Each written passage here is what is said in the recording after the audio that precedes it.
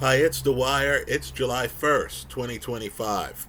GamblersAdvisory.com, a free site. BettingAngle.us, a free site. Remember, the opinion you should follow should be your own.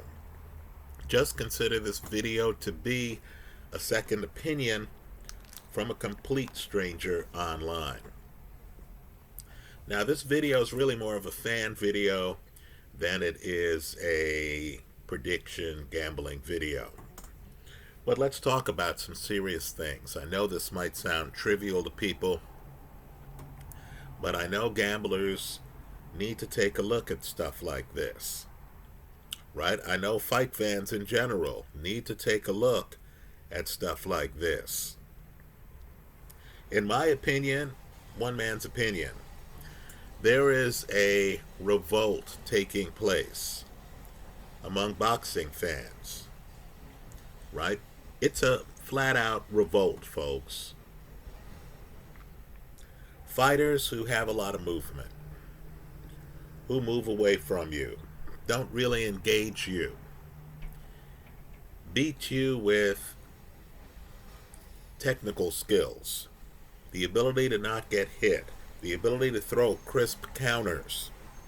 I said crisp counters, not hard-hitting counters, right? The guys who we used to call pretty boys in the sport, folks, there was an era for them, but that era is not now. They're not loved, right? If you're a fighter and you're great on your back foot, you're great at not getting hit, you're great at, defense, making the guy miss, you're great at landing a combination, then moving away. The other guy hasn't landed as many shots on you as you landed on them. The fight goes deep in terms of rounds. Your knockout ratio is less than 50%, even though you fought top-level opponents. Folks, fans are going to be frustrated. Fans today might actually root for the guy who's fighting against you. If the fight goes to a decision, even though you may have landed more punches, even though the fight was fought on your terms, the other guy didn't hurt you, you looked good in the fight. As Ali said after he beat Liston, granted it was by stoppage, he said, "Look at me, I'm as pretty as a girl." Right? You might remember Adrian Broner, coming in the ring and patting his hair. Then after a fight, he's patting his hair to let you know, "Look, man, I've just fought a guy and I'm looking good afterwards." Folks, that's not the era we're in. So, I would argue, and this is above and beyond anything else, right? Let's just say it's an elephant that's in the room, right? That we're actually acknowledging here, at least trying to. I would argue that Shakur Stevenson and Devin Haney are not loved, right? Shakur is fighting William Zepeda, who's going to be right in front of him, who's going to be throwing a lot of punches. In fairness to Zepeda, he is actually coming in at angles, right? But he's going to be throwing a lot of punches. The idea is going to be, hey, let's trade. My punch beats your punch. You're not going to hurt me. If you are, I'll take that chance. Let's get in the pocket together and let's see what happens. Right now, let me just say this. Shakur Stevenson is a multi-divisional champion. If you look at stats, Shakur Stevenson is one of the most accurate fighters in boxing. Right? But let's be blunt. Right? In fact, let's be blunt in a way that standard press really can't be, because they need access. Right? Shakur Stevenson's fights are hard to watch. Right? The Edwin De Los Santos fight was one of the worst fights I've ever seen in my life. Right? Stevenson literally looked terrified. He's jumping back. He didn't want to engage. He didn't want a pocket to form. Okay, I've seen that before. Right? I'm from the Ali era. Right? I've seen that before. But here, there was no effort to have any kind of combat in a combat sport. Right? The crowd was frustrated. I was wondering why De Los Santos didn't just start chasing Stevenson around the ring. Right? Let the crowd know, look, this guy's running. He's not moving, he's running. Right? Let me say this, Devin Haney. He fought Loma. Future Hall of Famer. He fought Linares. I believe Linares is a future Hall of Famer. He fought Prograis. Knocked him down in the fight. He fought Ryan Garcia. Whenever you think of Ryan Garcia, whatever controversy he gets himself into outside of the ring, Garcia has some of the fastest hands in boxing. I don't know why he doesn't showcase them more. Right? But Garcia has one of the best left hooks in the sport. And it's sudden. And it's quick. The only reason why opponents are prepared for it is because Garcia throws it too much. Right? So Ryan Garcia is going through what a lot of young guys go through. Right? You hope he figures it out and sharpens his approach. But he's immensely talented. Right? He can change a fight on one punch. I thought he was in trouble against Oscar Duarte. Then, of course, he was right. He landed a left hook, and life was different after that. Right? Devin Haney fought him. Garcia, if you believe the PED test results, cheated. You would think that Devin Haney would get some kind of empathy from the public. Devin Haney fought Jose Ramirez. Now, I thought Jose Ramirez would do a lot better than he did. Right? I thought Jose Ramirez is an aggressive fighter. Let's remember, when he fights Josh Taylor, where does he have Taylor when he gets in trouble? He has Taylor with his back up against the ropes. That's the Jose Ramirez that I know. Well, great defense and movement can dampen aggression.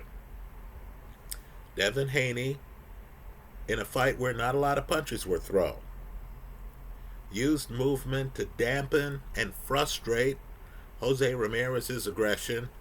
He made Ramirez look tentative and cautious and confused. He won the fight. Right? The bottom line is you, the public, don't like him. Right? He's not loved. Right? I'm not saying you hate him. I'm not saying people are out boycotting his fights. I'm not saying he can't pull a crowd. But he's not Canelo. Right? He's not, Anthony Joshua. He's not Manny Pacquiao. Right? He doesn't pull in fans who want to see his work. Even when he's showing you the value of good legs, a good jab, a mobile jab. Right? He does not excite the fans. So the $1 million question, and it's a big one. Right? You're a observer of the sport and you want to win some bets. Or you're just interested in the sport And you realize that Shakur Stevenson, who has a belt right now at 135, Devin Haney, who's moving up to 147, a division that Jaron Ennis has left. There's a little bit of a power vacuum, right? We're all wondering who's going to win the Manny Pacquiao-Mario Barrios fight. You have a somewhat unknown commodity, given the level of his opposition, right? Brian Norman. The highlights look great, but let's face it, he just fought a guy who came right up to him in the first round. He didn't have to try to impose a pocket on his opponent. No, his opponent came and was there to trade with him. Norman was able to get knockdowns in the first round, right? Which of course impacted the rest of the fight. But understand, he hasn't fought Loma. He hasn't fought Linares. He hasn't fought Prograis. He hasn't fought Garcia. He hasn't fought Jose Ramirez. Right? I think Norman is underrated. I think he shows a lot of promise.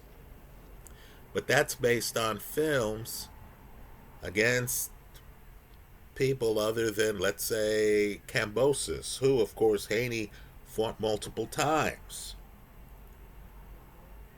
Right? We can praise Norman for going to Asia for his last fight. Understand, Devin Haney has traveled to Australia more than once for fights. But yet, let me tell you what I'm seeing. People want William Zepeda to beat Shakur Stevenson. By people, I mean fans. Right? The feeling is Shakur Stevenson is too boring to watch. Right? Let's just keep it 100 here. Right? People look at Stevenson, they're thinking too much back foot.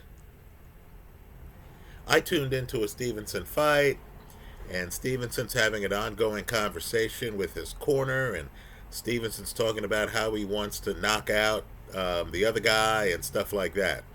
Now, I've watched many sluggers over the years, right? Including some sluggers who are in the sport now, right? And I never hear Janabek say, hey, man, I'm going to finish this guy this round. The punchers, they don't talk like that. They don't sound like that. Zhilei Zhang's in his corner. I know he has a punch. He's going for the knockout, even when he's fighting Deontay Wilder, right? He's not there to be bashful. He's not there to be back foot for 12 rounds, right? He's looking for action. And the sluggers don't say things like, hey, man, I'm going to drop him this round, right? That's not the mindset. You know what I mean? Fabio Wardley doesn't have to assure his corner that he's going to throw power shots, right? That's not the way they think. Stevenson himself knows that folks feel that he lacks punching power. So he's having that dialogue with his corner. And of course, in that fight, he didn't get the stoppage, right? So there was a time where folks were into fighters who you couldn't find in the ring, right? I'm telling you, you would be watching a fight and a guy would suddenly get up on his toes and start dancing, and you were into it, right? Because the idea was, hey, this guy's in control. Now we don't care about a guy's movement, right? People, by the way, I've heard people talk about the Jake Paul fight against Julio Cesar Chavez Jr. and not mention his movement. How could you not mention a key part of the guy's game, right? Not mention his foot speed when I'm telling you, there was a time in boxing where you mentioned foot speed. You focused on foot speed. You understood. Some guys were just too slow and couldn't hang with another guy's foot speed. That's not this era. So the $1 million question here, and it's a big one, in a fight featuring two unbeaten fighters, and we're all going to find out together how it lands, is if the fight goes the distance, and by the fight I mean Shakur Stevenson against William Zepeda. If the fight goes the distance, Zepeda throws more volume. Stevenson makes him miss a lot of the time and is landing crisp counters. Right? Stevenson is able to keep the fight in the middle of the ring, so the fight's not where Zepeda wants. Right? Zepeda wants it over by the ropes. Right? If the fight goes the distance and Zepeda throws more, Stevenson lands the higher percentage, but Zepeda might land the higher number of punches if it's a contested fight. Which way are the judges going to lean? Which way is the crowd at the fight going to want the judges to lean? Folks, the De Los Santos fight was so jarring, the crowd started booing Shakur Stevenson. This is even as De Los Santos couldn't land punches. Well, let's think this through. You have a fight in the fall. You have unbeaten, and he is unbeaten. Right? Wins where you're on Osterin don't count. The Ryan Garcia win, we'll put that in quotes, was a race from the books.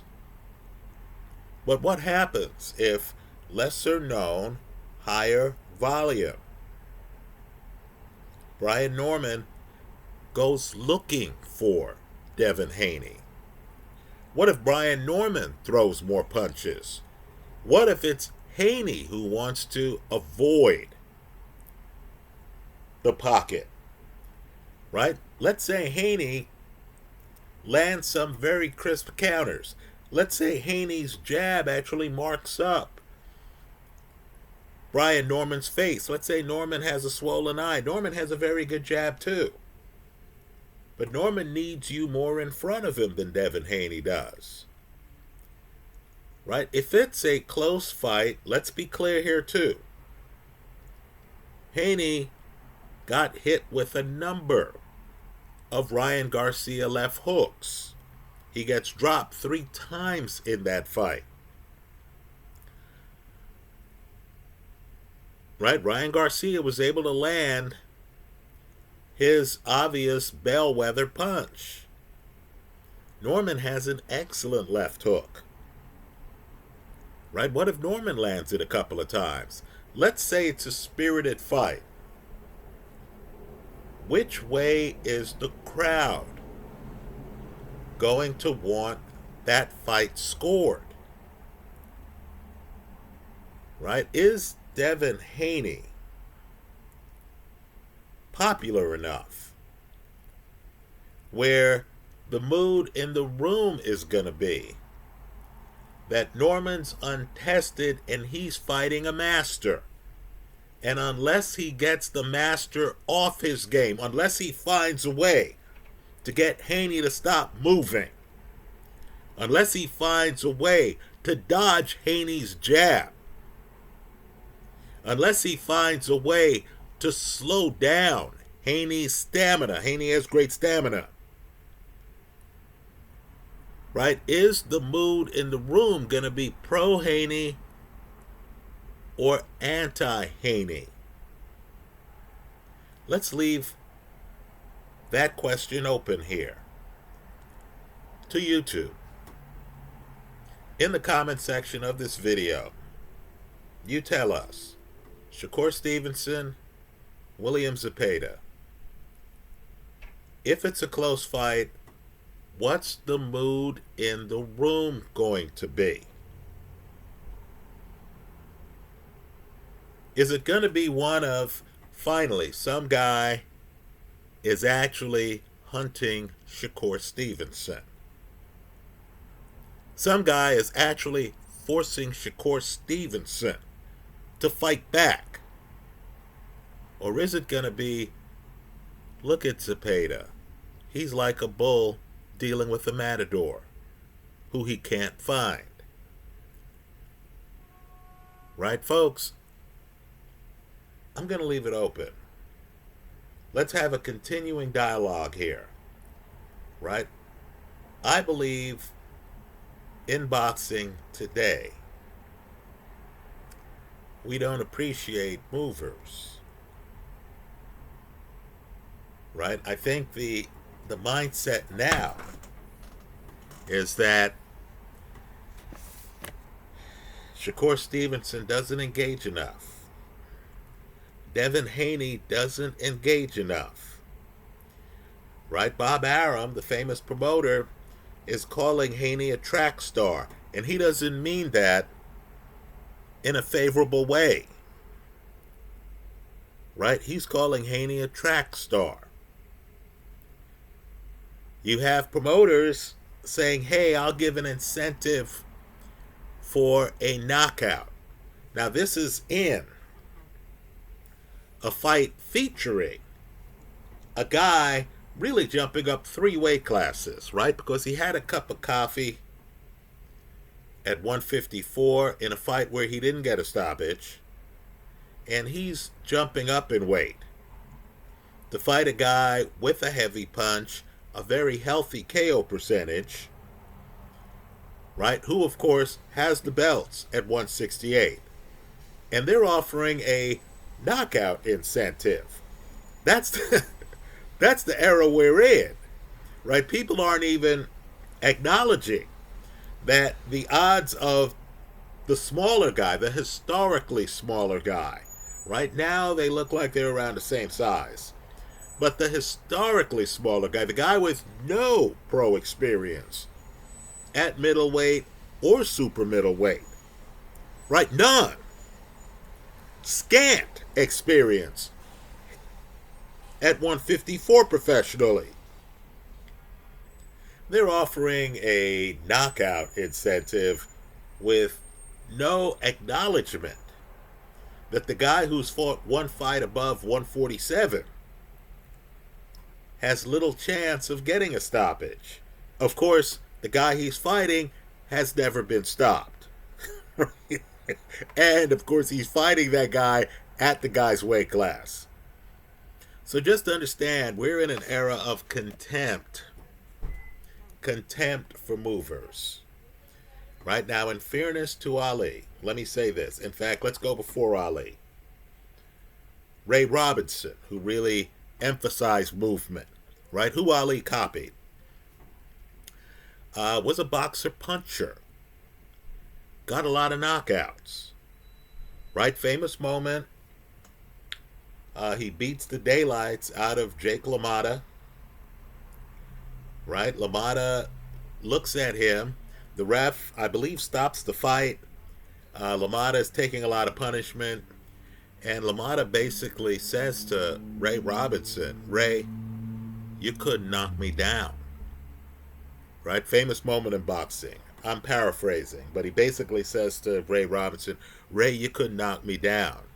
Right? Because, of course, back then, the idea of actually going the distance against Ray Robinson was an outlier.